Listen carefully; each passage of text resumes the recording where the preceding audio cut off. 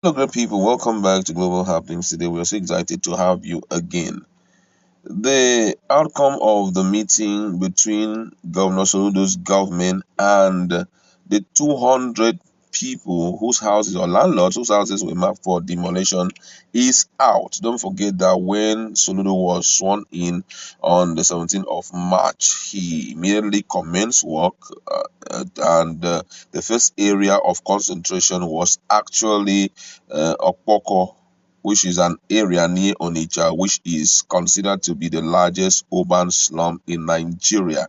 And when he started, he promised that very soon the people in that area will have good life, and he followed it up by clearing refuse dump in the area, and also promised to ensure that they open, a drainage for that area immediately. And that drainage resulted to marking of some buildings that are sitting on top of the channel for demolition. Yesterday, the government met with the landlords, and the outcome seems not to be favorable at all.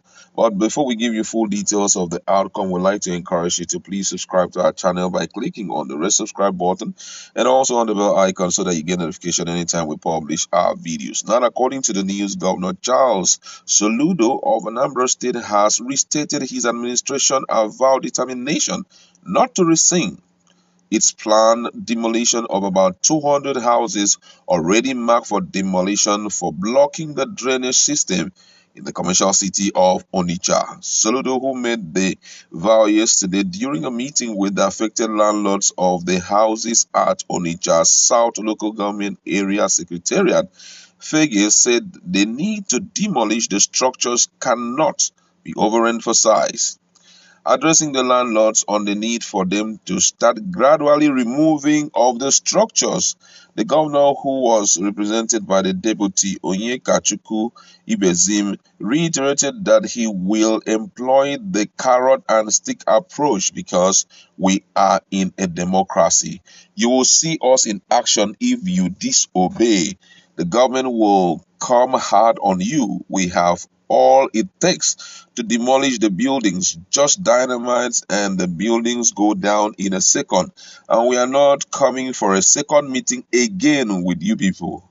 We live in dustbin side. Water must find its course, even if you stop it.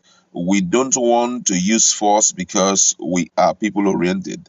Speaking, the Transition Committee Chairman of Onitsha South Local Government Area Council, Emeka Ashonya, said that some churches were built on top of the drainages, and when you confront them, who built them, they confront those who built them, they will boast that they own the government. He urged the state government not to look at whose ox is God in the demolition exercise, since the motive was for urban renewal.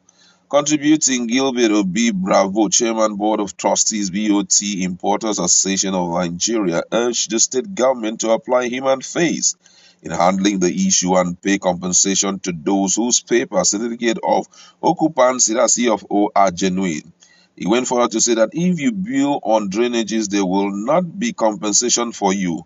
I also want the government to fix the roads and clear the mountains of refuse that have sacked the area.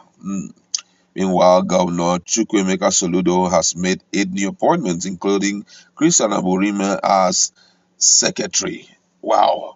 I mean, this is not a good one for those who have building there. I don't know what they are going to do. Traders, most of the traders who have building, they had before now pleaded with the state government to please forgive their sins, a kind of, or possibly pay compensations to them so that it can help them to acquire another building and all of that. But from all indication, the governor is saying no going back on demolition of the 200 houses which were blocking the drainages in on Onitsha, and this one has kind of deflated the plans of a lot of people. I heard that there are so many churches there, and this is like a mark of warning to all Nigerians. It is very important for you to know where you bought land from. If you can even get the city map so that you get to know, and whenever you are being stopped by a particular group of people not to build a house in a particular place, please do well to obey, because if you don't obey, this is what you're going to see at the end of the day. This is exactly what you're going to see. That place is considered to be a refuge dump, and that makes life very unbearable for the people there. It was supposed to be a kind of drainage passage, and people were not supposed to build houses there. Building houses there, you're going to stop the flow of water, and when you stop the flow of water, the whole place will be littered with refuse. And I don't know what their next step will be, but then I feel also that the state government have a part to play, or they have a part of the blame. Not this current administration, but those who have been on board, because according to the info, some people got genuine certificate of occupancy.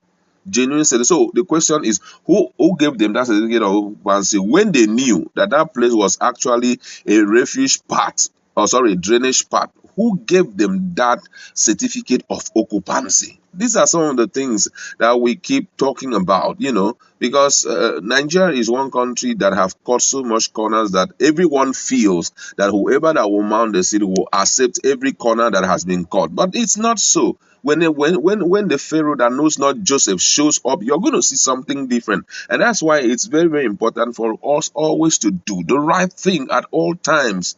I really pity those people who have genuine certificate of occupancy and who were never warned not to build houses there. I don't know how the government is going to, what they are going to do, but being that there have been multiple requests from the people who are affected, I feel that the government should at least roll out some compensation plan for them. At least, if not for anything, you can take them to another area and then give them a portion of land for them to build on, knowing very well that the houses are not transferable. These are fixed assets. When you put it on the ground, there's nothing you can do to remove it just like that and go fix in another place.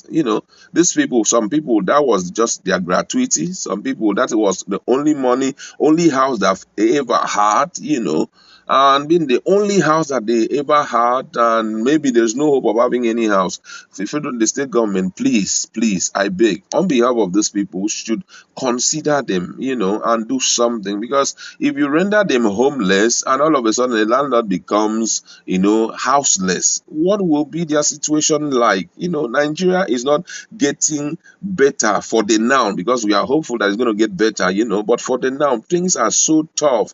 How do they even begin to pay, rent, and some of them children are in school? Please, I use this opportunity to send words to Governor Soludo. If you hear this, please do well to consider these people. We know that you're coming with a top-notch plan to make Anambra State one of the most celebrated states in Nigeria. But please do well to acknowledge and accept the fact that to err is human and to forgive is divine. Even if you're going to demolish it, because no one can stop your plan for, at least for the urban center. But even if you have a plan to do that, do well also to give them a portion of land which they can kickstart building, well surveyed and everything okay. That will show a lot of empathy on your side. We have to sometimes put ourselves in the shoes of these people, even though we know they have made mistakes. You understand? Then for those who were being warned not to build and they went ahead and built, maybe that should be the story that they should tell their children, or possibly their followers.